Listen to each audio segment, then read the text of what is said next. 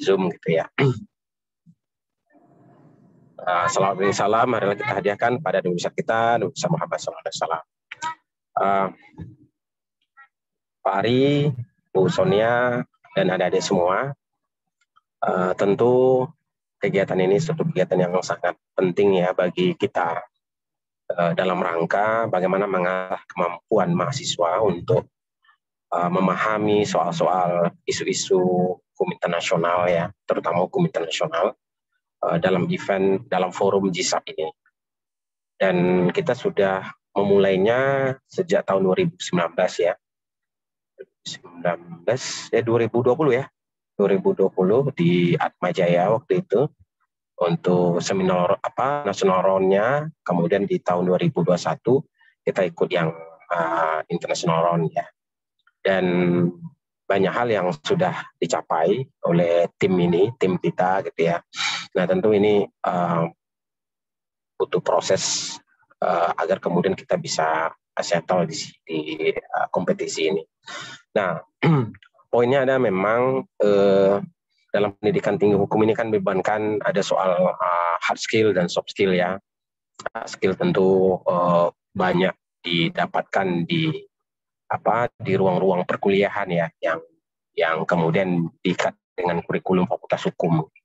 Sementara soft skill-nya ya di kegiatan kemahasiswaan ya. Nah tentu untuk kegiatan yang berkaitan dengan GSAP ini kan ada hard skill-nya, ada soft skill-nya yang kemudian ini yang harus kita garap sama-sama. Nah tentu apa yang kemudian kita lakukan ini disupport ya sepenuhnya oleh fakultas ya, karena memang sejak bergabungnya 17-an dosen muda ya, sehingga potensi yang ada di Bapak Ibu dosen yang baru bergabung Fakultas Hukum yang kemudian memungkinkan kita mengambil event-event di tingkat internasional ya. Kita mencoba itu dan di tingkat pimpinan, tingkat fakultas ini juga didukung sepenuhnya. Nah, oleh karena itu ini jadi momen yang sangat penting bagi adik-adik mahasiswa untuk menggali potensinya, menggali kemampuannya, dan kemudian mencoba bersama-sama dengan tim bagaimana kita bisa berbicara lebih banyak ya, baik di tingkat nasional maupun di tingkat internasional. Nah, tentu bimbingan yang dilakukan dengan sepenuh hati ya oleh Pak Ari, Bu Sonia dan teman-teman ya, ini menjadi modal bagi kita ya di Fakultas Hukum Unip gitu ya. Dan oleh karena itu ini akan menjadi semacam wadah ya untuk kita selalu ke depan ya, walaupun Arimi sudah tamat, mungkin nanti Yusuf sudah tamat gitu ya, tetapi forum ini harus tetap kita pertahankan. Jadi kita akan membangun sebuah wadah hubungan emosional ya di antara kita semua dalam kaitannya dengan kegiatan GSAP ini. Nah di samping itu kita juga sudah ada ALSA, walaupun itu baru observer ya, dan itu sudah di SK-kan oleh Pak Dekan, dan kantornya juga sudah ada kalau nanti mau menempati kantornya sudah bisa ditempati. Nah, dan tentu ini juga menjadi kekuatan bagi kita ya, agar kemudian kita lebih serius untuk mendalami terkait dengan isu-isu hukum internasional. Karena bagaimanapun kita akan tertinggal ya kalau kemudian kita tidak mengikuti dinamika yang ada juga di tingkat internasional. Nah, oleh karena itu semangat untuk adik-adik semua ya, dan menurut saya dari 2000 mahasiswa kalian adalah orang-orang pilihan ya, orang-orang yang kemudian mau mencoba untuk hal-hal baru, tantangan-tantangan baru ya. Dan tentu ini juga akan menjadi pembeda ya dengan mahasiswa-mahasiswa yang lain. Nah, mungkin itu ya dari saya ya, dan selamat pada adik-adik semua. Nah, prinsip kita adalah selalu memberikan ruang yang sama, kesempatan yang sama kepada setiap mahasiswa ya. Kita tidak melihat dia semester berapa, IPK-nya berapa gitu ya. Tapi sepanjang tim penilai ya, dosen dan mungkin para senior di GSAP ini bahwa ini sesuai dengan kebutuhan tim ya kita terima. nggak ada soal gitu ya. Dan oleh karena itu 14 orang hari ini tentu merupakan bagian dari tim kita. Terlepas nanti siapa yang akan mewakili Fakultas Hukum ke depan. Mari kita sama-sama bangun kegiatan kita akan lebih baik lagi. Terima kasih. Assalamualaikum warahmatullahi wabarakatuh. Waalaikumsalam warahmatullahi wabarakatuh. Terima kasih Bapak atas sambutannya. Mungkin selanjutnya Mbak Sonia Ivana Barus, apa ada sepatah dua kata yang mau disampaikan kepada teman-teman kalian, Mbak? Ya, terima kasih Ibu Arimbi SH. Assalamualaikum warahmatullahi wabarakatuh. Sebelumnya terima kasih ya tim GSAP 2021 sudah mengadakan brown bag discussion hari ini ya. Sebenarnya ini adalah rangkaian dari Road to Open Recruitment-nya kalian ya, GSAP ya, untuk 2022. Nah, mungkin nggak banyak sih yang mau saya sampaikan.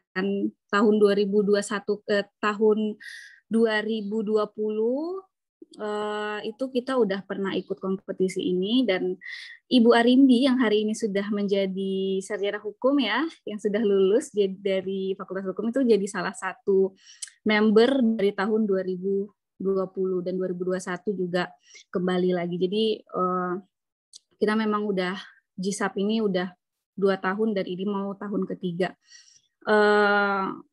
Saya berharap antusiasme adik-adik itu tidak berkurang ya dari tahun-tahun sebelumnya dalam mengikuti GSAP ini. Meskipun ya saya belum tahu jelas bagaimana aturan rules-nya ya untuk tahun ini bagaimana, apakah akan bertanding di national round dulu atau nanti akan langsung international round seperti yang tahun 2021. Tapi yang jelas saya ingin kita semua menyambut baiklah kompetisi GSAP tahun 2022 ini. Nah, sebagai informasi juga buat adik-adik yang mungkin nanti akan berminat ya bergabung sebagai bukan member sih, sebagai ini ya agent of GSAP ya 2022. Nah, tahun 2020 itu kemarin yang coachnya itu main coachnya itu saya. Tahun 2021 kemarin ada Pak Ari Wirya ya, yang sekarang juga sedang bergabung ya, Pak Ari Wirya, itu tahun 2021. Dan tahun 2022 ini nanti kembali lagi main coachnya dioper ke saya gitu. Sebenarnya adik-adik bukan cuman saya dan Pak Ari aja nih, karena terlihatnya cuma saya dan Pak Ari yang hadir di sini gitu.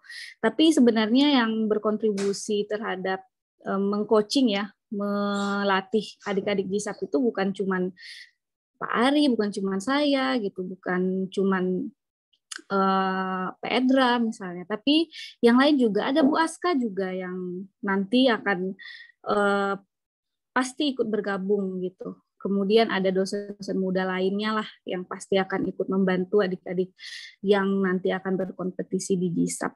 Jadi kalau kalian lihat hari ini yang bergabung cuman saya, Pak Ari, dan Pak Edra, kalian jangan berpikir bahwa kemudian coachnya nanti cuman saya atau cuma Pak Ari atau Pak Edra doang. Tapi semua dosen yang pada intinya inginlah kalian untuk ikut dalam kompetisi GSAP ini. Gitu. Nah, saya harap broadback discussion ini itu bisa dimanfaatkan ya oleh adik-adik yang berminat untuk ikut dalam open recruitment-nya GSAP 2022 untuk nanya-nanya nih sama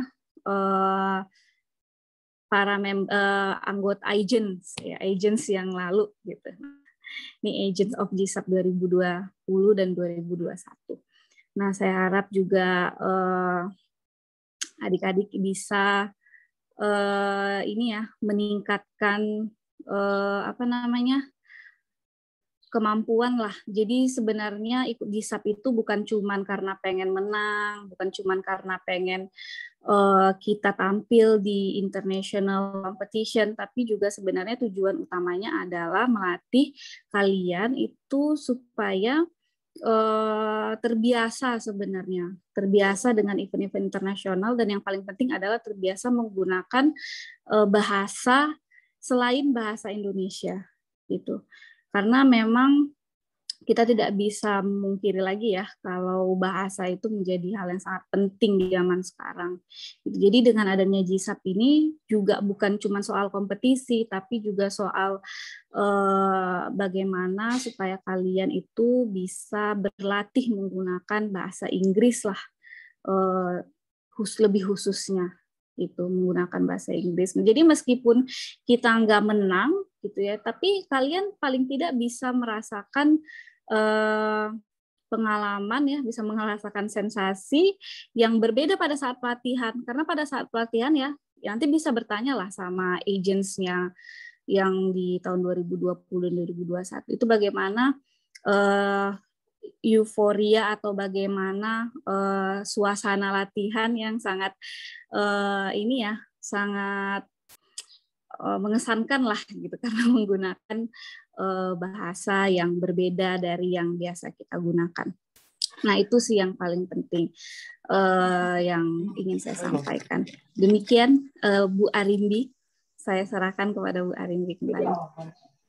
Terima kasih Mbak Sonia atas sepatah dua kata untuk teman-teman sekalian. Baiklah, langsung saja kita mulai acara inti kita, yaitu kita akan melakukan diskusi yang akan dipresentasikan oleh delegasi tahun 2021. Baiklah, saya akan share screen terlebih dahulu sebelum kita mulai.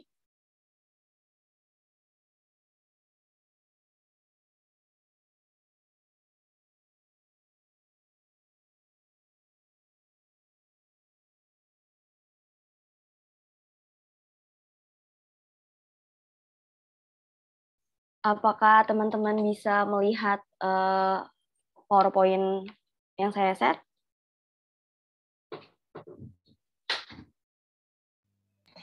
Bisa, Mbak. Bisa, Mbak, bisa. Baiklah, marilah kita mulai.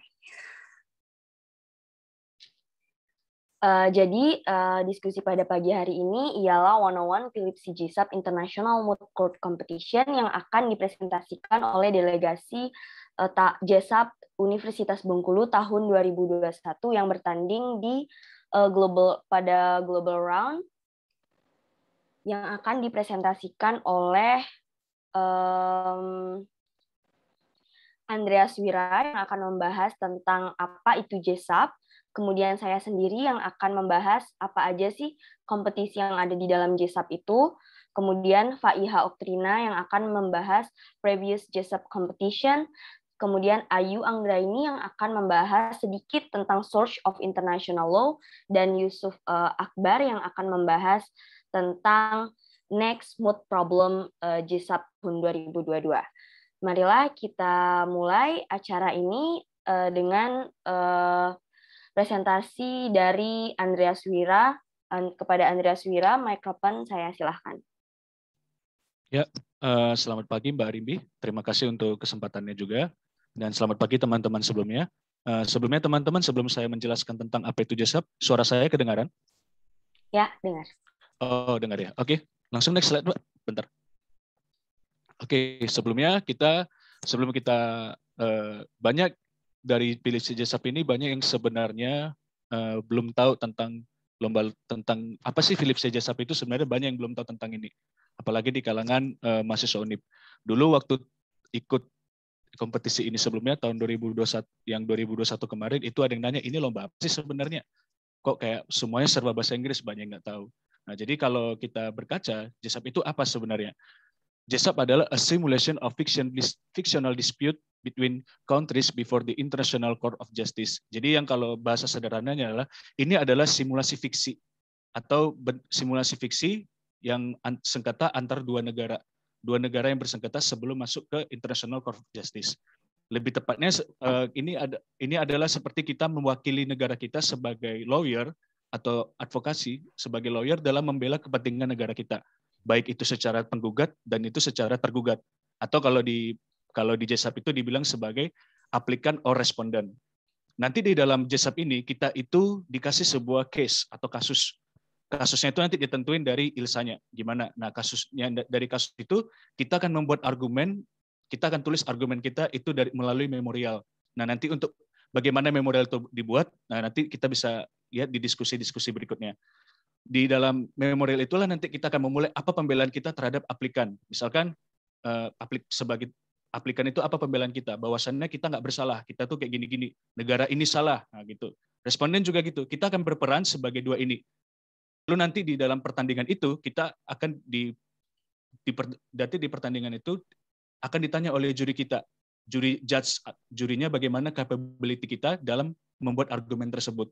Jadi di dalam lomba ini juga, di dalam JSAP ini juga tidak hanya sebatas kita menulis argumen itu, tapi kita dilatih bagaimana caranya kita berargumen dengan baik, bagaimana menjadi oralis atau berbicara di hadapan juri. Itu biasanya ada pelatihannya nanti berikutnya. Ini kalau di JSAP ini pada umumnya kita dilatih untuk berbicara lebih berkarisma. Berkarismanya lembut, ngomongnya lebih tertata lah bahasanya. Dan terutama kita di sini akan banyak belajar bahasa Inggris yang bisa dibilang bahasanya formal. Ini penting untuk kita ke depannya. Nah, kenapa lomba JSAP, kenapa Philips JSAP ini ada? Jadi kita berkaca dulu dari sejarahnya.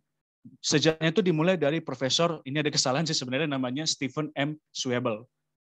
Stephen M. Schwebel waktu itu yang menggagas lomba JSAP ini pada 8 Mei 1960 yang awalnya diberi nama International Law Moot.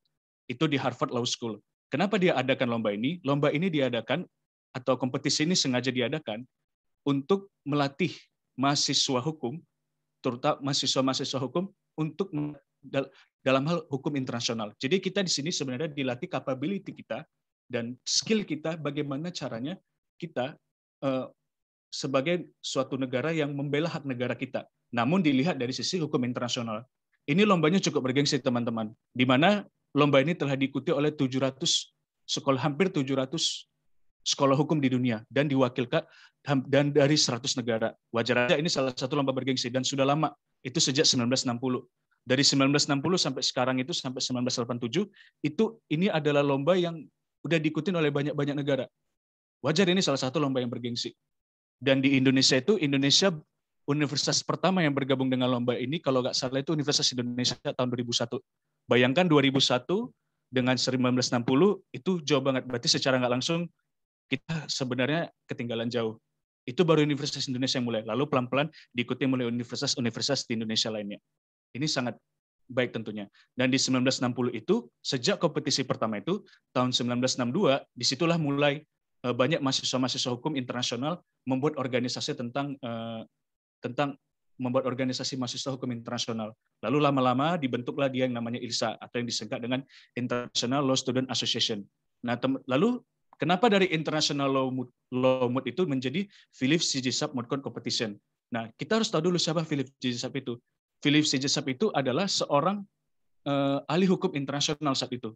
Dia memberi kontribusi besar bagi negaranya, baik itu sebagai perwakilannya terhadap negara lain, terhadap sengketa-sengketa tertentu. Jadi sebagai bentuk penghormatan terhadap beliau, maka digantilah namanya menjadi, lama-lama berganti namanya menjadi Philips JSAP Moot Court Competition. Jadi teman-teman, ini sangat eligible untuk kita untuk lebih jauh mengenal hukum internasional, untuk lebih kepada melatih skill kita di bahasa Inggris, untuk melatih bagaimana kita berargumen dengan baik, baik itu secara penggugat dan atau tergugat, atau sebagai aplikan dan responden itu sendiri. Oke, udah, thank you Mbak Rebi. Itu sedikit dari apa itu JSAP. Terima kasih sebelumnya. Terima kasih Andreas atas presentasi singkatnya. Baiklah, selanjutnya ialah type of the competition yang akan saya bawakan sendiri. Baiklah, jadi di dalam JSAP itu kita melewati 3 tahapan untuk mencapai puncak kompetisi. Yang pertama yaitu research, yang kedua itu writing, dan yang ketiga adalah oral. Apa itu research? Research adalah di mana kita memulai estafet perjuangan kita, yaitu dengan pertama meread the mood problem atau kita biasa sebut sebagai compromise. Jadi the committee dari ILSA itu akan nge-submit sebuah compromise atau kasus posisi yang akan kita baca sebagai peserta. Di dalam presentasi saya sudah screenshot salah satu cover dari kasus tahun 2020 yang diikuti oleh delegasi tahun 2020. Ini case concerning Dahelian hyacinth.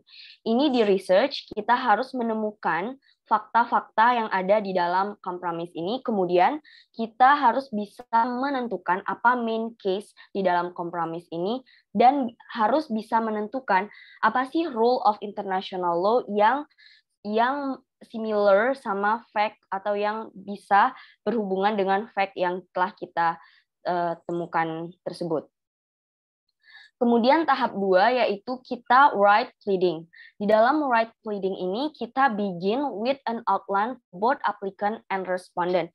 Jadi delegasi Universitas Bengkulu itu berperan sebagai dua-duanya peran, both of applicant and respondent. Apa pentingnya outline? Outline ini agar tidak tumpang tindih apa yang kita tulis nanti. Jadi kita tahu alur yang akan kita tulis. Kemudian write first, edit later. Why write first? Karena apapun yang kita temukan di research, kita harus menulis itu semua. Kemudian baru kita edit. Karena nanti kita bisa dapat menemukan yang mana yang superior, yang mana yang inferior, yang mana yang most important untuk dimasukkan ke dalam memorial dan mana yang tidak penting untuk dimasukkan ke memorial. Kemudian spot issues and if there are gaps, take a step back and research. Jadi di dalam perlombaan itu adalah baca. Jadi kita sampai menuju puncak perlombaan kita harus research terus agar kita tidak menemukan lagi gaps antara facts atau antara rule of international law. Kemudian write more, keep footnotes in mind. Jadi kita harus menulis apa saja yang kita temukan, kemudian kita harus menulis juga footnotes karena di dalam memorial GSAP itu footnotes adalah salah satu poin penting penilaian dari judge-nya. Kemudian karena kita mahasiswa hukum, kita harus berpaku atau berpacu kepada legal requirements atau kita harus memiliki pedoman secara hukum dan bukan secara di khayalan atau di social aspek, but kita harus memakai pisau hukum. Kemudian untuk memiliki sense better writing, kita harus membaca banyak past memorial atau banyak past best memorial. Universitas Bengkulu sendiri sudah mengantongi beberapa file atau beberapa sumber dari best memorials di Indonesia maupun di global round pada tahun 2021. Kemudian conduct review season. Jadi di dalam GSAP latihan itu adalah harus di review season. Jadi latihan di dalam perlombaan GSAP itu harus berkala dan selalu kita mereview apakah ada yang salah atau ada yang kurang pas, itu harus di-review terus setiap hari. Dan saya juga menyematkan ini ada memorial, salah satu bagian dari memorial, salah satu kecil bagian memorial, yaitu di sini ada poinnya, Regalia bombing the Baker Fellow Hospital is not justified by self-defense. Kemudian ada statement-nya dan ada footnote. Dan footnote itu sendiri itu udah ditentukan dari rules committee setiap tahunnya berbeda-beda. Kemudian oral pleading. Ini adalah puncak dari kompetisi kita. Apa aja sih oral pleading itu? Ngapain aja? Di oral pleading sebenarnya di GSAP itu nggak hanya berbicara tentang substansi, tetapi kita juga berbicara tentang entertaining and persuading. Jadi kalian harus seolah-olah kalian sebagai pengacara suatu negara yang mengentertain and mempersuading the judge. Jadi kalau kalian bisa mempersuading the judge, kalian pasti bakal lebih tinggi skornya daripada tim lawan kalian. Mengapa di sini saya tulis you do your entertaining part for both applicant and respondent? Karena sebenarnya di dalam JISAP ini how you can deliver the speak itu yang menjadi poin penting. Jadi selain substansi kalian bisa menjawab judge, kalian juga memegang kunci, yaitu kalian harus how judge bisa stuck untuk kalian kayak gitu. Jadi kemudian tipsnya yaitu write the drafts of oral pleading. Mengapa harus di write? Oke, kalau kalian itu udah hafal semuanya, it's okay, but kalian harus menulis itu karena di dalam JISAP kita punya struktural sendiri. Jadi kalau kalian lewat dari struktural itu, judge bakalan bingung kalian ini ngomong apa sih, kalian ini ngomongnya kemana sih. Jadi menulis draft untuk kalian oral itu penting. Itu aja presentasi dari saya. Kemudian dilanjutkan oleh presentasi dari Faiha Oktrina yang akan membicarakan tentang perlombaan JISAP sebelum tahun ini. But sebelum Faiha saya berikan mikrofon, di sini kita memiliki cuplikan sedikit bagaimana perlombaan di tahun 2021 kemarin. Silahkan menonton karena sedikit. Research and analysis and in the spiritual court reading to represent the President of State of Ohio as the respondent in the present Wisconsin David Biden pandemic. Me, along with my co-agent and Yusuf Akbar, will speak for each 21 minutes, and we also reserve 3 minutes for share battle. I will be delivering the first and second part of respondent submission concerning Iran's Biden pilot international law by applying appropriate laws to our entry regulation, and even if it did, it should not be required appropriate for any claim economic crisis and analysis. Research and baiklah, ini next responden kedua yang sedang mendeliver dan sedang diberikan pertanyaan oleh judge. To at least think or believe that that was a potential terrorist attack by French justice. Is it reasonable for them to believe? We believe that it is unreasonable. It is illogical for them to say that they feel threat from the terrorist activity, because the agencies sometimes states tend to paranoid regarding to the possible terrorist actions. Allow me to mention that there is some similarity case, like in the case of shooting down of the Korean Airlines number 007 made by the Soviet Union. At that time, the Soviet Union claimed that civilian aircraft will use for spy activity, but it turns out to be false, Your Excellencies. That's why it is clearly forbidden under international law to only play based under assumptions of possible threat without no solid evidence. Baiklah, Pak Iha, mikrofon disilahkan. Assalamualaikum warahmatullahi wabarakatuh. Waalaikumsalam. Sebelumnya, suara aku kedengeran ya teman-teman?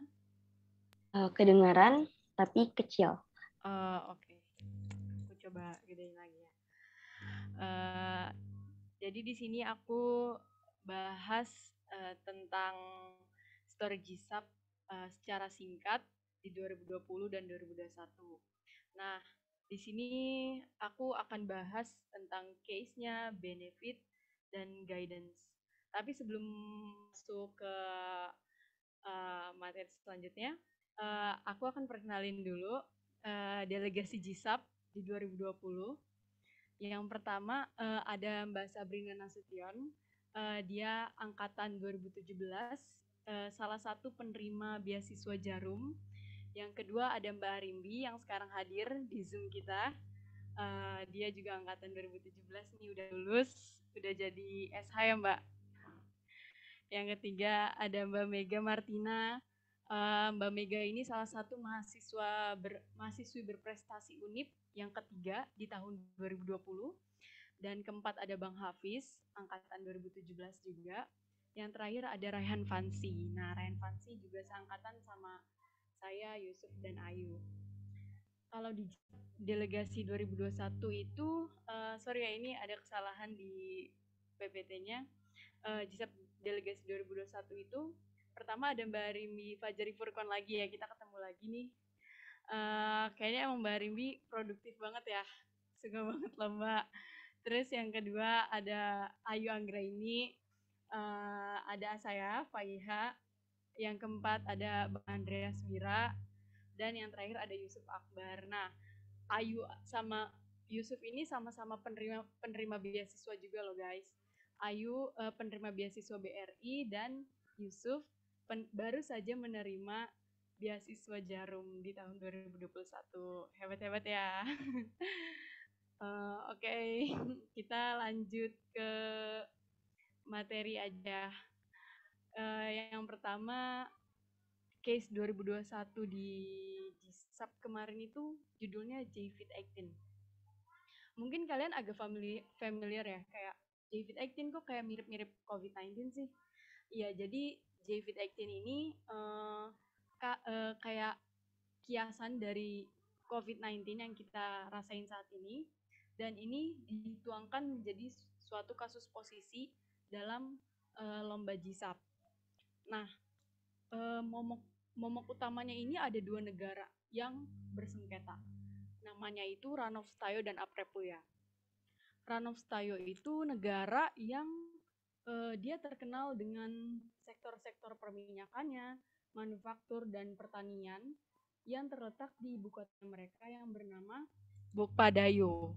Nah, kedua Aprepuja. Aprepuja ini negara ya bisa dibilang terkenal banget lah sama sektor pariwisatanya. Banyak banget wisatawan dari banyak mancanegara yang berkunjung ke negara ini. Dan 25% turisnya atau wisatawan Aprepuja itu adalah orang-orang Ranovstayo. Jadi karena saking banyaknya, Ranovstayo sampai mendirikan kantor konsulat di Provinsi Segura, tempat di mana pariwisatanya itu berpusat. Nah, tapi buat orang-orang yang mau masuk atau berkunjung ke Aprepuja, dia harus melakukan transit di Bandara Bokpadayo Airport yang terletak di ibu kotanya Ranovstayo. Baik orang yang mau keluar atau yang mau masuk dari Aprepuja, dia harus tetap transit di Bokpadayo Airport terlebih dahulu atau bandara yang berada di Ranovstayo. Nah, kita lanjut aja kali ya. Gimana sih JFIT18 itu muncul? JFIT18 itu tiba-tiba ada gitu. Nah, pertama itu di bulan Maret 2018, kasus pertama ini muncul di suatu negara yang namanya Hatbart. Which is Hatbart ini punya perbedaan 8 zona waktu dari Aprepuja dan Ranovstayo. Apa sih gejala yang pertama ditemuin di Hatbart? Orang-orang menemukan gejalanya itu seperti batuk-batuk tidak terkendali, terus kesusahan bernafas, demam, menggigil, bahkan lesu dan lemas. Akhirnya karena dianggap ini seperti terlihat seperti wabah, akhirnya seluruh dunia, banyak dari negara di seluruh dunia berinisiatif untuk mengembangkan penelitian, dan mereka membangun lembaga penelitiannya untuk mempelajari virus apa sih ini, penyakit apa sih ini, dan untuk mengembangkan vaksin untuk menangkal penyakitnya itu sendiri. Nah, kedua negara tadi, Aprepuja dan Ranovstayo, mereka sama-sama membangun lembaga penelitian yang bernama National Bioresearch Laboratory atau NBL milik Aprepuja, dan yang kedua ada Central Biodefense Institute milik Ranovstayo. Nah, NBL atau Laboratorium Aprepuja ini letaknya di Provinsi Segura, di mana tempat pariwisatanya Aprepuja itu bekerja. Nah, buat orang-orang yang bekerja di Laboratorium Aprepuja, mereka harus menandatangani sebuah perjanjian. Perjanjian apa sih? Kok harus sampai menandatangani perjanjian segala? Karena Aprepuja menganggap perjanjian ini penting. Karena sesuatu yang sedang dikembangkan di laboratorium ini bersifat sensitif dan sangat privasi. Jadi bila ada pekerja yang membocorkan suatu informasi atau bersikap sewenang-wenang untuk menyebarkannya, mereka akan ditindak dengan pemutusan hubungan kerja atau bahkan bisa dihukum pidana. Nah, di sini nama perjanjiannya itu the Non-Disclosure Agreement. Nah, next ya, lanjut. Akhirnya di beberapa hari kemudian WHO atau Organisasi Kesehatan Dunia mendeklarasikan kalau the JFIT-18 ini merupakan masalah emergensi kesehatan, dan WHO menggaungkan seluruh negara untuk melakukan protokol kesehatan. Tetapi untuk saat itu WHO tidak menyarankan adanya pembatasan perjalanan ataupun pembatasan perdagangan. Namun berbeda dengan yang dilakukan oleh Ranulf Steyo. Walau sudah disarankan tidak ada pembatasan, di pertengahan April 2018, Ranulf Steyo mengeluarkan regulasi negaranya apabila ada orang yang ingin masuk ke negaranya atau keluar dari negaranya, which is di dalam regulasinya itu berisikan kayak list atau daftar-daftar negara yang beresiko tinggi. Jika ada negara yang memiliki minimal 50 kasus, mereka akan dimasukkan ke daftar negara-negara beresiko tinggi tersebut, dan orang-orang yang dari atau setelah mengunjungi negara-negara beresiko tinggi tidak diizinkan untuk mengunjungi Ranulf Steyo. Nah, setelah sehari Ranulf Steyo mengeluarkan regulasinya itu, Ranulf Steyo langsung memberitahukan ke WHO, dan tanggapan dari Direktur Jenderal WHO sendiri tetap bilang kalau kami tidak merekomendasikan adanya pembatasan perjalanan. Nah, gimana dengan Aprepulia? Apakah sama mengeluarkan pembatasan perjalanan, regulasi untuk orang-orang yang ingin masuk ke Aprepulia? Nah, kalau Aprepulia sendiri, dia hanya mengeluarkan saran kesehatan masyarakat seperti melakukan social distancing, terus mencuci tangan sebelum dan sesudah melakukan sesuatu, menggunakan masker, dan lain-lain. Jadi tidak ada peraturan-peraturan berat seperti pembatasan perjalanan atau pembatasan perdagangan seperti yang telah dilakukan oleh Ranulf Steyo. Nah, gimana sih sengketanya dimulai? Sengketa antara Aprepulia dan Ranulf Steyo ini terjadi pertama karena di Juni 2018 karyawan dari laboratorium Aprepulia ada yang bernama Miss Kemba Verman. Jadi kita panggil aja Miss Verman ya. Namanya tuh Miss Verman. Dia menggunakan akun palsunya menulis di Twitter dia tentang kebocoran informasi di dalam laboratorium Aprepulia itu sendiri. Padahal Miss Kemba Verman ini sudah melakukan tanda tangan kan, melakukan perjanjian ketika dia menjadi pegawai atau karyawan di laboratorium Aprepulia, dia tidak boleh membocorkan sedikit pun informasi apapun. Tapi yang dibocorkan oleh Miss Verman di Twitternya adalah tentang orang-orang yang terkena COVID di dalam laboratorium, dan atasan dari laboratorium tidak peduli ataupun pemerintah tetap denial tentang orang-orang yang sudah terjangkit oleh kasus JFIT-18 itu sendiri. Nah, akhirnya 2 petugas polisi melacak. Oh, ini ternyata tweet dari akun seorang karyawan di laboratorium Aprepulia. Nah, akhirnya 2 petugas polisi itu pun mendatangi rumah Miss Verman dan untuk menanyakan apa sih asal-usul kamu menyebarkan informasi seperti itu, bagaimana dan kenapa. Tetapi mungkin saat itu Miss Verman sudah keburu panik ya, karena kok tiba-tiba polisi datang ke rumah saya, dan dia juga keburu takut kan, karena dia tahu apa yang dia lakukan itu sebenarnya melanggar kode etik dari laboratorium itu sendiri. Nah, Miss Verman langsunglah kabur dari rumahnya lewat pintu belakang ke konsulatnya Ranulf Steyo yang tadi saya jelaskan di awal sudah didirikan di Segura Province, which is itu provinsi tempat wisatawannya pariwisata Aprilia berkembang. Nah, dia kabur laksana dan dikejar oleh petugas polisi. Tapi sampai sana, beruntungnya Miss Verman akhirnya mendapatkan izin menjadi pemohon suakanya Ranulf Steyo, karena keesokan harinya presiden dari Ranulf Steyo, yaitu Presiden Kalkan, dia mengumumkan kalau Miss Verman boleh menjadi pemohon suaka dan tinggal sementara di konsulat Ranulf Steyo yang berada di Aprilia. Nah, setelah itu akhirnya lambat laun ketahuanlah ternyata semua karyawan di laboratorium Aprilia itu telah terkena virus JVID-18 atau kalau yang kita sekarang alami COVID-19 ya, dengan total 9 kasus di dalam laboratorium itu sendiri.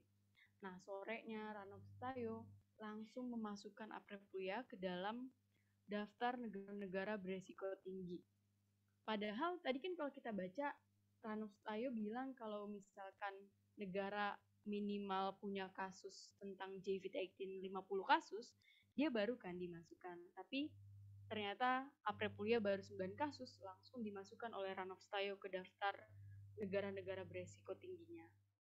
Nah, setelah itu 80% wisatawan dari Aprilia takutlah kalau mereka bakal terdampak di Aprilia nih. Sedangkan kalau misalnya mau pulang, mereka harus transit di Bukpade Airport dulu yang terletak di Ranulf Steyo. Nah, kalau misalkan Aprilia sudah dimasukkan ke dalam negara berisiko tinggi, otomatis orang-orang yang ada di Aprilia ingin pulang, mereka ditolak oleh Ranulf Steyo untuk transit. Akhirnya sama saja tidak bisa pulang kan. Nah, oleh karena itu banyak sekali kerugian yang telah Aprilia dapatkan lah, karena wisatawan yaitu sektor utama perekonomian Aprilia merosot tajam karena 80% wisatawannya itu meninggalkan Aprilia secara tiba-tiba. Nah, makanya Aprilia meminta Ranulf Steyo untuk mengembalikan Miss Verman dan tidak menjadikan Miss Verman sebagai pemohon suaka, dan biar dia diadili di negaranya yaitu Aprilia.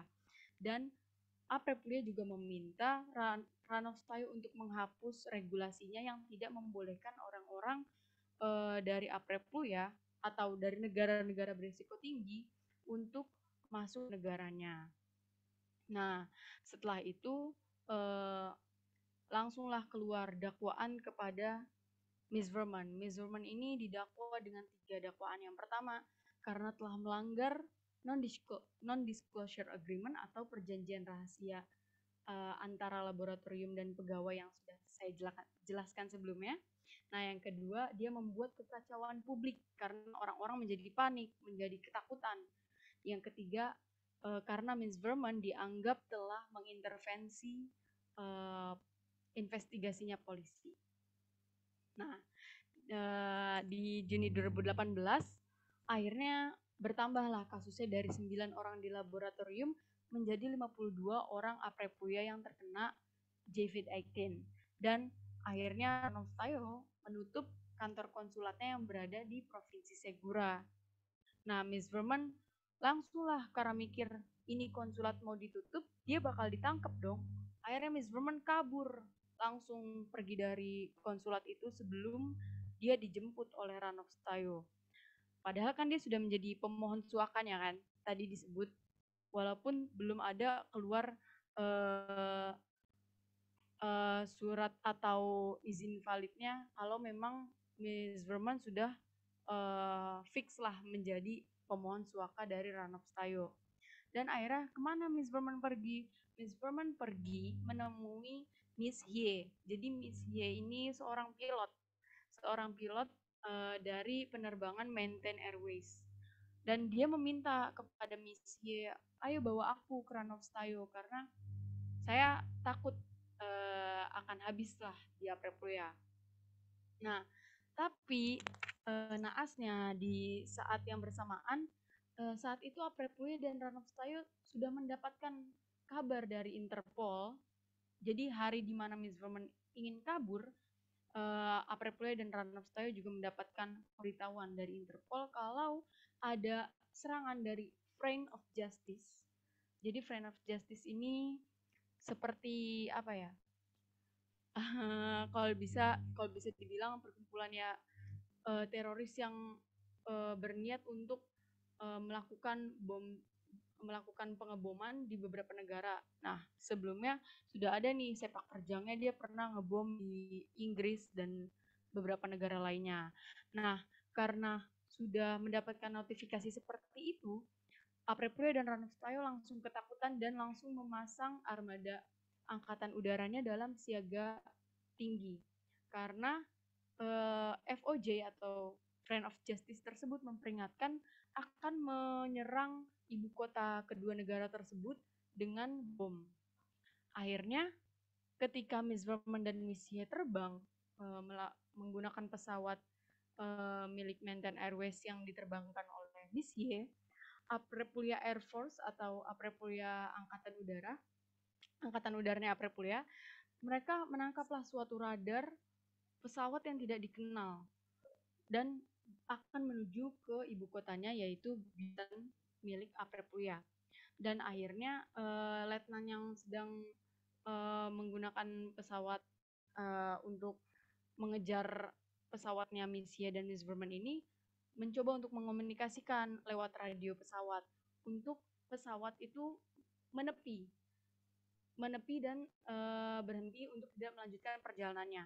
Tetapi sayangnya saat itu radio milik pesawat tersebut yang sedang ditunggangi oleh Miss Verman dan Miss Ye tidak berfungsi dengan baik, yang akhirnya letnan dari Angkatan Udara Aprilia harus menembak sisi sayap dari pesawat Miss Ye dan Miss Verman. Namun naasnya lagi Miss Ye tidak dapat mengendalikan pesawat itu setelah ditembak di sisi sayapnya, dan akhirnya pun jatuh di dalam kejauhan berapa ratus meter dari ibu kotanya Aprilia yaitu Bintan. Dan sebelumnya memang angkatan udaranya Aprilia ini tidak tahu kalau isi dari pesawat itu adalah Miss Verman dan Miss Ye, karena mereka berasumsi kalau itu adalah FOJ atau teroris yang ingin mengebom ibu kotanya Aprilia itu sendiri. Makanya langsunglah ditembak di bagian sisi sayap kanannya dan berharap orang itu bisa mengendalikan kontrol pesawat tersebut dan menepi. Ternyata hal tersebut tidak dapat dilakukan oleh Miss Ye sebagai pilot. Dan bagaimana cara membuktikannya kalau itu ternyata memang Miss Ye dan Miss Verman yang ada di dalam pesawat tersebut. Nah, black box atau rekaman suara dari pesawat itu ditemukan di bongkahan bangkai-bangkai pesawat yang jatuh tersebut.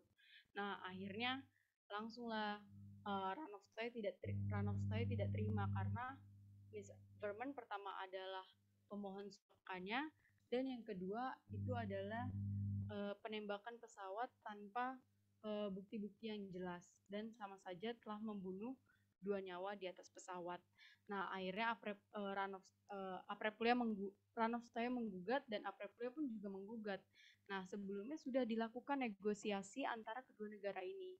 Namun sangat disayangkan gagal, dan akhirnya kedua negara tersebut setuju untuk membawa kasus atau sengketa ini ke International Court of Justice atau Mahkamah Internasional untuk diselesaikan. Dan kalau kalian baca pasti nanti kalau kalian ikut rekrutmen GSAP atau nanti pas diterima pasti kalian ya adalah baca-baca sekilas tentang kasus posisinya milik GSAP 2001, dan di situ ada tuntutan-tuntutan yang diajukan oleh negara Aprilia dan Ranaf Tayo. Itu sih agak lumayan panjang ya guys, tapi itu sudah sangat disingkat tentang kasus posisi dari GSAP itu sendiri yang di tahun 2021-nya. Selanjutnya kita ngomongin tentang benefit dari lomba GSAP aja kali ya. Nah, benefitnya ya pasti kita menambah yang nggak usah dibilang lagi lah, menambah wawasan dan pengetahuan. Yang pasti buat kalian yang belum mendapatkan pembelajaran tentang mata kuliah tentang hukum internasional, ini benar-benar bermanfaat banget kalau kalian ikut. Dan buat yang udah mengenyam hukum internasional sendiri, ini bakal memperkuat pengetahuan kalian tentang hukum internasional. Dan yang kedua, kalian bisa memperluas sosial dan koneksi, bukan hanya dengan sesama delegasi JISAP aja ya, tapi dengan juri-jurinya. Kalau kemarin karena kami online, jadi kami bisa keep in touch dan berteman di LinkedIn dengan para juri-juri dari JISAP itu sendiri. Dan terus kita juga bisa saling sharing sama orang-orang dari berbagai daerah, bahkan mancanegara. Karena kemarin kita kan langsung terjun ke international round ya, tanpa adanya national round terlebih dahulu. Nah, terus kita juga melatih lebih tentang English skills kita, baik dalam writing, speaking, atau listening. Jadi kita dituntut yang mungkinnya tadi kita oh iya bahasa Inggris slang language aja, atau oh iya gini, tapi nanti kita bakal berkembang sih kosakata kita, bagaimana cara berbicara formal, menulis reading dengan baik dan benar. Ini benar-benar bermanfaat untuk bekal kalian di kemudian hari. Dan untuk kalau misalnya kalian ingin menulis tentang artikel atau jurnal atau apapun, ini sangat membantu ketika kita sudah melewati kompetisi JISAP, karena benar-benar banyak banget manfaatnya. Nah, untuk guidance-nya itu sendiri, panduannya kemarin di tahun 2020 dan 2021, dan kalian jangan khawatir, di tahun 2022 pasti akan ada expert of international law yang bakal ngebantu kita, kayak dosen-dosen kita di sini. Ada Bu Sonia, ada Bang Ari, ada Bu Aska, Pak Edra, dan lain-lain. Terus ada delegasi JISAP yang bukan dari FH Unip aja. Terus kalau kemarin di tahun 2021 kami latihan pernah ada sharing session sama ibu anaknya dari Menteri Luar Negeri, yaitu Bu Yanti Wirayuda. Terus kita juga dipandu ikut dilatih sama tempat bahasa Inggris yang sudah terkenal juga di Bengkulu nih, namanya Colorado Course. Itu sih guys, pokoknya kalian harus coba ya daftar JISAP di tahun 2022, karena benar-benar seru. Mungkin selanjutnya langsung aja kali ya ke Ayu nih yang lanjutin. Terima kasih Bapak Iha, penjelasannya komprehensif sekali. Benar-benar yang diomong sama Bapak Iha itu adalah kaspos yang komplit banget guys. Terus benefit sama guidance kita tuh benar-benar yang dibilang sama Bapak Iha itu real banget. Jadi kita udah merasakan hal itu.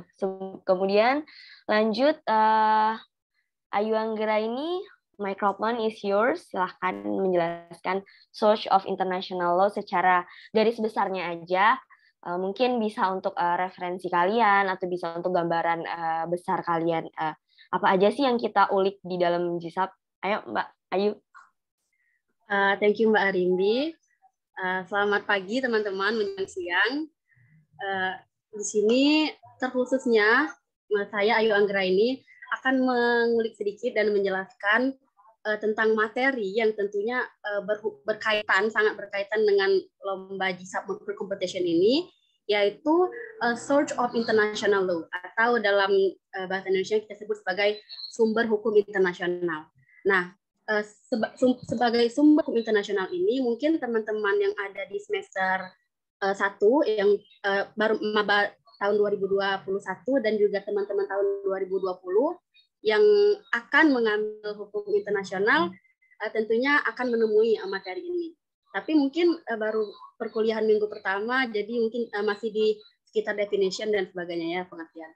Nah, dalam artikel 38 ayat 1, pasal 38 ayat 1 ICJ Statute. Jadi ICJ Statute itu merupakan statutanya Mahkamah Internasional atau bisa dibilang tuh konstitusinya Mahkamah Internasional gitu. Kalau di Indonesia itu undang-undangnya kita gitu, nah. Undang-undang dasarnya kita. Nah, seperti halnya dengan bentuk sumber hukum lainnya, artikel 38 paragraf 1 ICJ Statute ini menjelaskan bahwa dalam hukum internasional, ketika ada negara yang mengalami suatu sengketa atau dispute, maka Hakim International Court of Justice itu mendasarkan putusannya pada empat source of international law ini.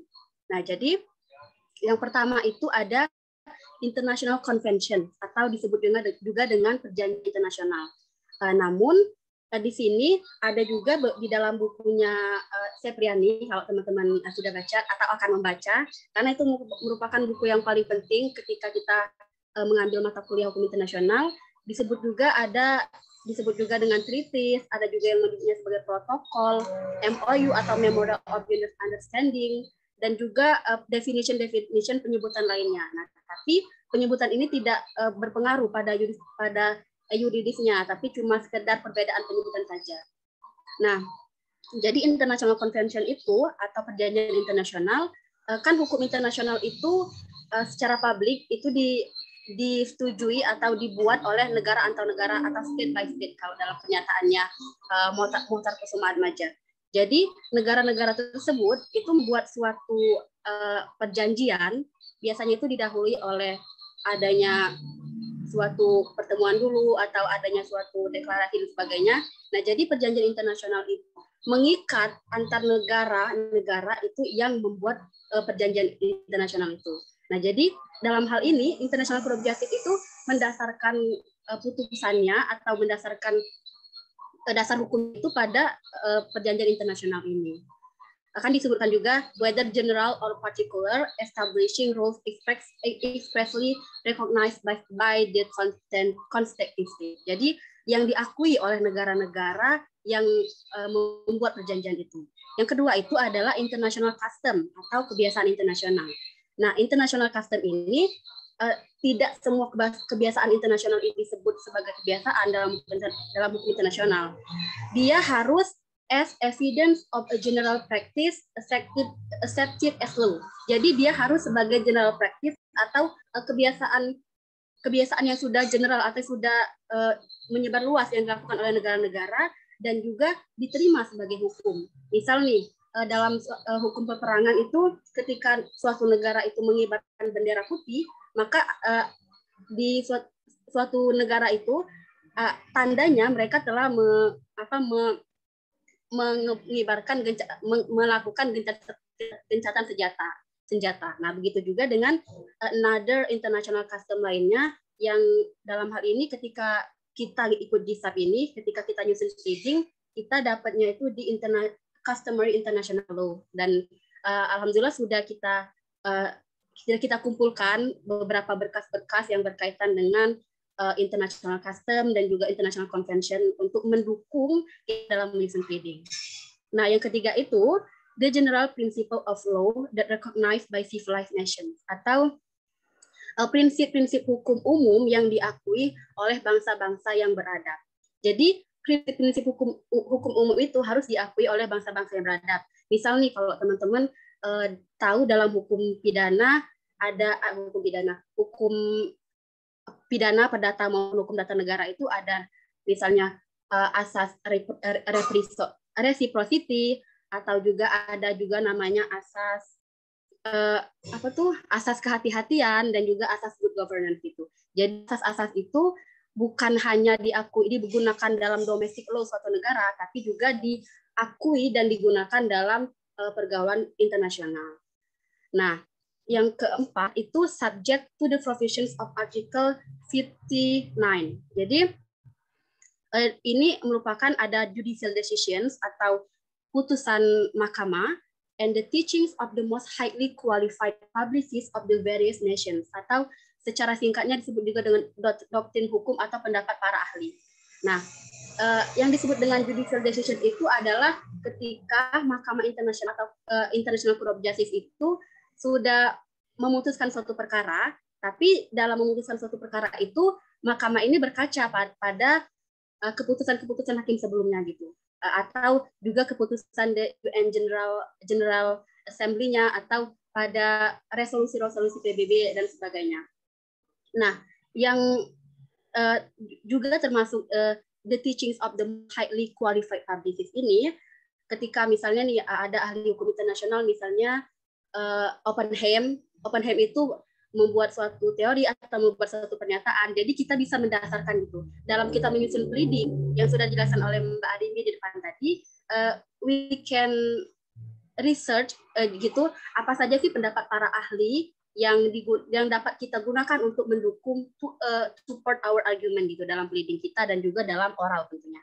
Nah, terus ada juga di sini yang paling penting sih ada ius cogens sebenarnya, tapi di dalam artikel 38 paragraph 1 dan paragraph 2 ini tidak dicantumkan, tapi itu sangat penting. Ius cogens itu ketika negara-negara itu sepakat untuk hal-hal yang berkaitan dengan kemanusiaan, genocide, dan juga ada nanti teman-teman bisa cari untuk menambah pengetahuan, ada beberapa hal tersebut dianggap sebagai norma yang paling tinggi gitu. Jadi apapun itu alasannya, misalnya tuh ketika kasus Pinochet itu presidennya maaf kalau salah presiden negara di Swiss kalau mohon maaf kalau salah. Jadi Pinochet ini dia walaupun dia telah melakukan pelanggaran, dia bisa didakwa itu kan, bisa ada pembelaan, tapi ketika dia melakukan suatu kejahatan internasional yang berkaitan dengan genocide, di mana hal tersebut termasuk ke dalam ius cogens,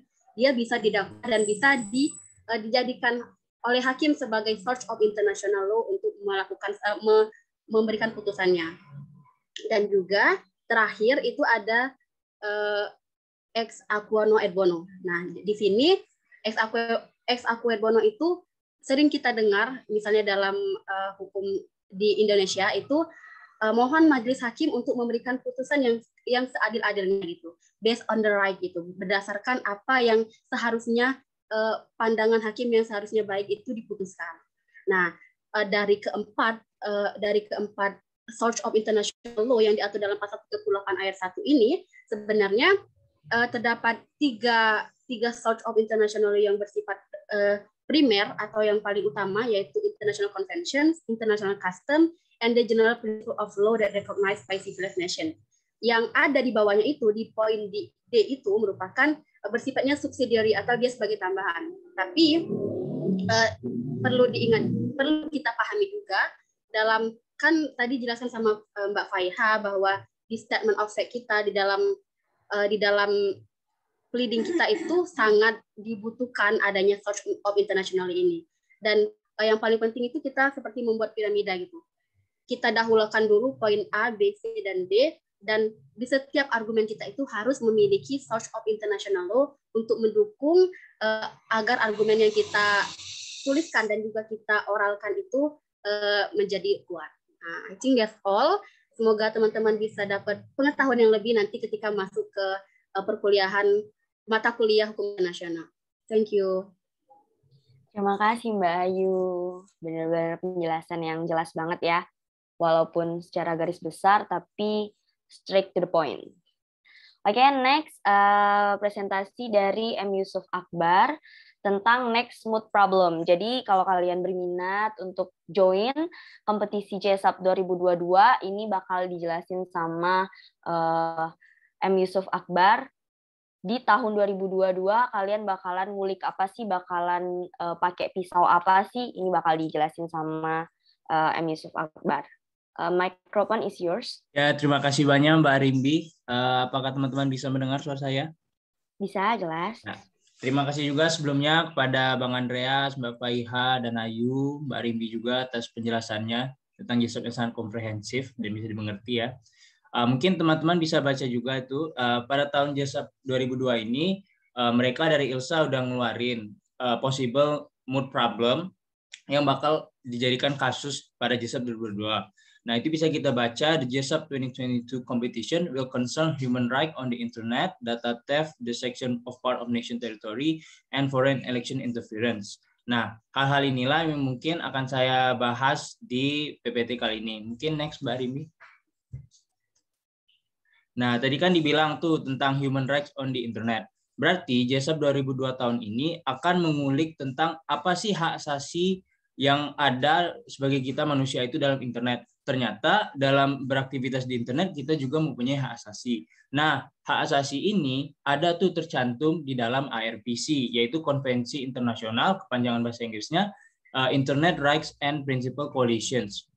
Atau bisa diartikan prinsip-prinsip umum dan hak asasi dalam internet. Nah, dalam hak asasi internet ini, mereka mempunyai 10 prinsip. Pertama ada universality and equality, rights, yang kedua rights and social justice, yang ketiga accessibility, yang keempat expression and associations, yang kelima privacy and data protection, yang enam life, liberty and security, yang ketujuh diversity, 8 network equality, ke-9 standard and regulations, 10 governance. Nah, prinsip-prinsip inilah nanti mungkin pada saat kita sudah mulai pelatihan JSAP, hal-hal inilah yang adik-adik semua bakal teliti.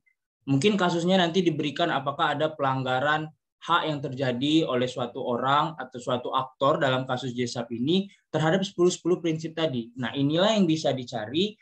Mungkin apakah kasusnya ini terjadi di aplikan atau responden. Nah, itu tergantung pada JSAP 2002 nanti. Full problemnya belum keluar, tapi kurang lebih bahasannya terkait dengan human right on the internet. Jadi nanti research-nya full menuju ke arah-arah sana. Mungkin kita seperti yang Mbak Ayu tadi cerita, apakah bisa kita teliti dari piramida, yang pertama source international law-nya terkait dengan hak asasi di internet, atau mungkin yang kedua kita lihat custom, praktek-praktek. Nah, mungkin terakhir custom kita kan juga, mungkin adik-adik bisa tahu juga tentang kasus Julian Assange, yang seorang pendiri WikiLeaks yang membocorkan rahasia sensitif pemerintah Amerika Serikat. Nah, bisa tuh kita lihat praktiknya kan sekarang Julian Assange sudah ditahan. Nah, kita bisa teliti tuh di JSAP nanti jurnal-jurnal yang berkaitan yang bahas tentang apakah hak asasi Julian Assange ini dilanggar, karena itu kan semuanya berkaitan dengan internet, informasi-informasi yang dia sebarkan. Apakah di satu sisi pemerintah Amerika Serikat berhak tuh untuk menangkap Julian Assange karena telah menyebarkan rahasia mereka. Nah, hal-hal inilah yang mungkin nanti menurut saya adik-adik akan coba teliti. Selanjutnya itu ada tentang data theft ya, atau bisa diartikan sebagai pencurian data. Nah, kita tahu kan di zaman globalisasi ini, zaman internet ini kan data pribadi kita bisa saja dicuri oleh hacker-hacker yang menaruh virus malware di dalam komputer kita. Nah, ternyata hal ini juga dilindungi loh dalam hukum internasional. Karena apa? Seperti kita ketahui kan, pencurian data pribadi ini kita tidak mengetahui. Dia bisa mencuri dari komputer kita, server IP address WiFi kita, atau mungkin gadget kita. Nah, kita tidak tahu siapa pelakunya, tetapi menimbulkan banyak kerugian dalam diri kita. Nah, ada nih konvensi internasional yang mengatur tentang pencurian data. Itu namanya GDPR atau European General Data Protection atau pelindungan data-data Uni Eropa. Nah, konvensi ini hanya berlaku bagi anggota Uni Eropa. Tetapi setelah kakak baca, walaupun dia hanya berlaku di Uni Eropa, dia juga bisa mengenakan hukumnya kepada negara yang mengambil data-data pribadi orang Eropa. Ya, misal perusahaan Indonesia nih, ada kerjasama dengan perusahaan Eropa, terus saling tukar informasi. Jadi misal perusahaan Indonesia ada melanggar hak-hak data pribadi dari warga Eropa yang ada di Indonesia, yang menyimpan data di Indonesia, jika ada pelanggaran maka berhak tuh Uni Eropa menuntut kepada pemerintah Indonesia. Nah, hal-hal inilah nanti menurut kakak di JSAP 2022 akan dibahas lebih khusus. Kita belum tahu bagaimana kasusnya, tapi yang jelas dia membahas tentang pencurian data dalam aspek hukum internasional, dilihat dari konvensi, itu tadi sesuai piramida Source of International Law, konvensi, International Custom, General Principle Recognized of Civilized Nation, dan yang terakhir mungkin ada Judicial Decision atau Hak Publicist Writing, seperti jurnal-jurnal dan lainnya. Lalu yang ketiga, mereka bahas juga tentang the section of a part of a nation territory, atau bisa diartikan sebagai wilayah kelanjutan suksesi dari suatu negara. Seperti yang kita ketahui kan, kalau kita melihat sejarah dulu-dulu banyak negara yang sebelumnya ada musnah digantikan oleh negara yang baru. Contohnya mungkin Kekaisaran Rusia digantikan dengan Uni Soviet, lalu Uni Soviet berlanjut menjadi Rusia. Inilah yang dinamakan suksesi. Nah, mungkin bagi adik-adik yang di semester 3 untuk yang sedang mempelajari hukum internasional, nah ini bakal dipelajari. Mungkin belum di minggu-minggu pertama ya, kayak di bulan kedua atau ketiga, nanti bakal belajar yang namanya suksesi negara. Nah, suksesi negara ini juga diatur dalam hukum internasional. Suksesi negara ini dalam hukum internasional hanya bisa diakui kalau negara tersebut, kalau dalam kasus kita Indonesia terlepas dari penjajahan. Misal Indonesia memerdekakan diri dari penjajahan Belanda, nah itulah suksesi yang legal dalam hukum internasional yang bisa diakui. Lalu hak untuk self-determination dari masyarakat-masyarakat yang ingin memisahkan diri dari negara yang dia berada sebelumnya. Misal dalam kasus dulu kan kita ada dikenal GAM yang mau memisahkan diri dari Indonesia, tapi alhamdulillah kan bisa diakomodasi oleh pemerintah Indonesia untuk menjadi damai dalam perjanjian Helsinki. Nah, hal-hal inilah nanti yang kita akan bahas di JESAP 2022. Mungkin yang baru-baru inilah, mungkin adik-adik juga tahu tentang Taliban saat ini yang mengambil alih kekuasaan pemerintah di Afghanistan. Nah, kita hukum internasional bisa tuh mengkaji terhadap suksesi, apakah suksesi Taliban ini bisa kita akui sebagai legal, atau apakah komunitas internasional mau mengakui pemerintahan baru Taliban ini kan. Atau juga bisa dilihat self-determination dari people-nya, apakah people-nya setuju dengan Taliban mengambil alih pemerintahan di Afghanistan. Nah, mungkin dalam kasus JESAP 2022 nanti akan diceritakan apakah ada suatu kudeta di suatu negara tersebut, lalu mereka bertindak, lalu melanggar hukum internasional, kita tidak tahu. Pokoknya nanti di JESAP 2022 bakal diceritakan case kompromisnya yang sesuai diceritakan Mbak Rimbi tadi. Lalu selanjutnya itu membahas tentang foreign election interference atau intervensi pemilihan umum negara lain. Apa sih kaitannya dengan hukum internasional? Tentunya ada kaitannya tentang hukum internasional. Itu bisa dilihat di dalam artikel on state responsibility dari Konvensi Internasional, atau dalam bahasa Indonesianya itu undang-undang tentang tanggung jawab negara terhadap tindakan yang melanggar. Nah, itu dalam pasal 2-nya itu dibilang kalau segala tindakan yang dilakukan negara, yang terbukti dilakukan oleh negara, jika tindakan tersebut melanggar perjanjian internasional dengan negara lain, maka negara tersebut bertanggung jawab atas segala kesalahannya. Nah, berarti mungkin dalam kasus JESAP 2022 ini akan diberikan suatu kasus bahwa ada terbukti itu suatu negara ternyata melalui agen-agen spy-nya mungkin mengintervensi pemilihan umum negara lain supaya salah satu kandidat tertentu bisa menang. Nah, hal ini kan sangat bertentangan dengan prinsip hukum internasional, atau mungkin dalam kerjasama internasional dengan prinsip yang tidak mengintervensi urusan negeri dalam negara lain atau internal affair of another state.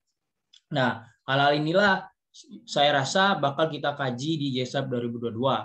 Mungkin bisa kita juga lihat pada tahun 2016 kan ada dugaan intervensi pemilu Amerika Serikat antara Donald Trump dengan Hillary Clinton pada tahun 2016. Pada saat itu Rusia dituduh melakukan intervensi sehingga Donald Trump bisa jadi menang. Nah, jika hal itu memang terbukti, maka tentunya hal-hal seperti ini bisa disengketakan ke International Court of Justice jika mempunyai bukti yang kuat, dan ya itu tadi ada fakta-fakta yang menunjukkan bahwa salah satu negara tersebut memang melakukan intervensi terhadap pemilu negara lain.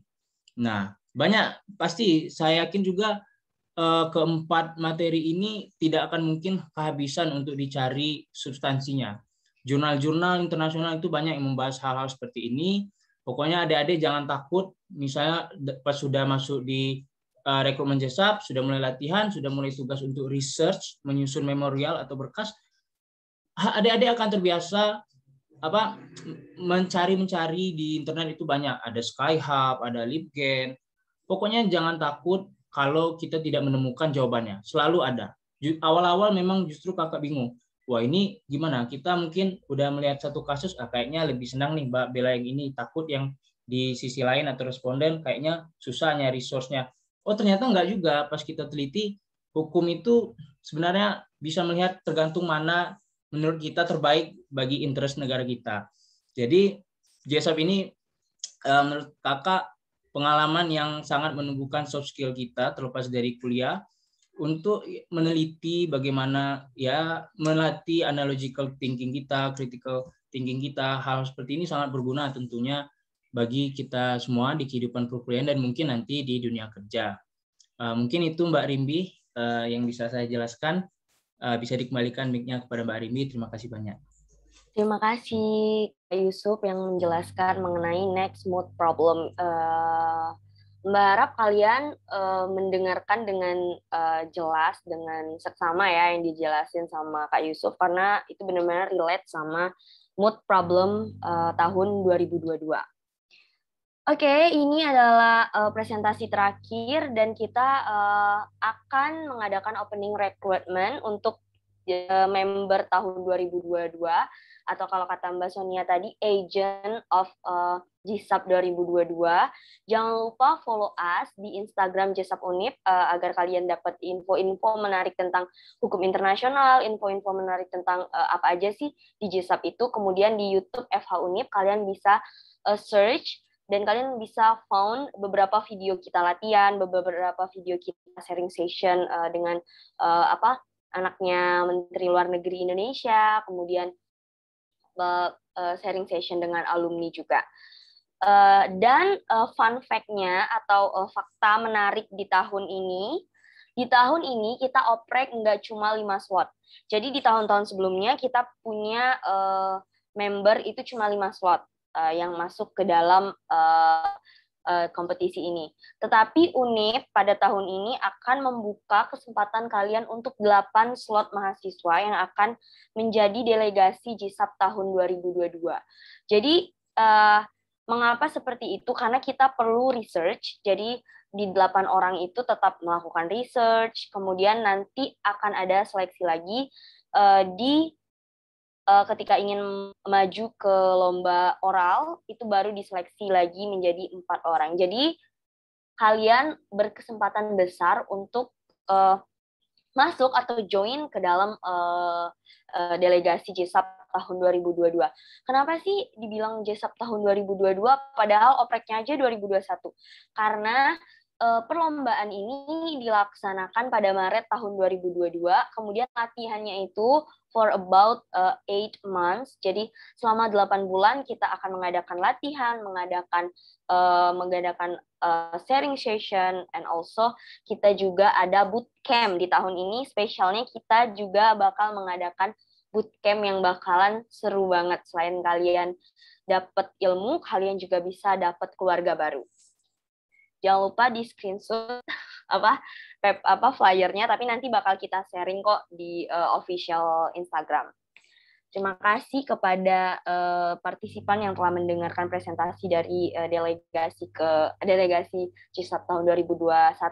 Apabila kalian mempunyai pertanyaan atau masih bingung, kalian bisa langsung bertanya di chat box atau kalian bisa raise hand dan akan pilih kalian untuk speaking.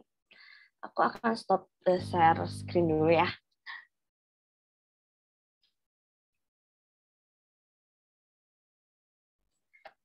Baiklah, kita masuk ke sesi Q&A. Siapa yang akan bertanya?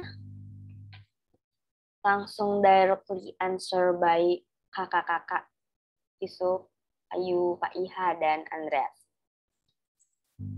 Boleh langsung nanya aja kalau kalian malu atau kalian agak canggung, kalian bisa langsung write aja di chat box, nggak apa-apa kok. Kita sambil baca di chat box kalian.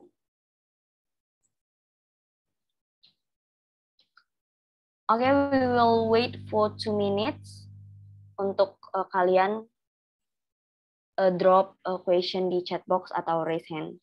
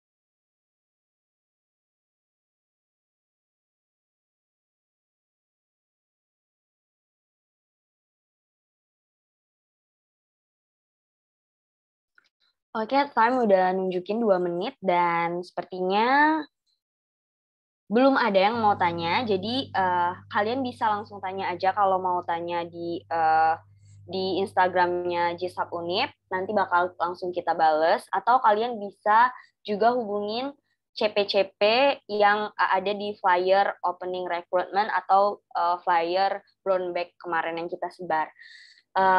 Baiklah, itu saja cara kita pada pagi hari ini. Karena kita tidak ada lagi yang akan dipertanyakan di sini. Kepada Pak Edra Satmaidi, kemudian Ibu Sonia Ivana Barus, dan tadi ada Pak Ari Wirya. Terima kasih banyak telah menyempatkan hadir pada diskusi pada pagi hari ini.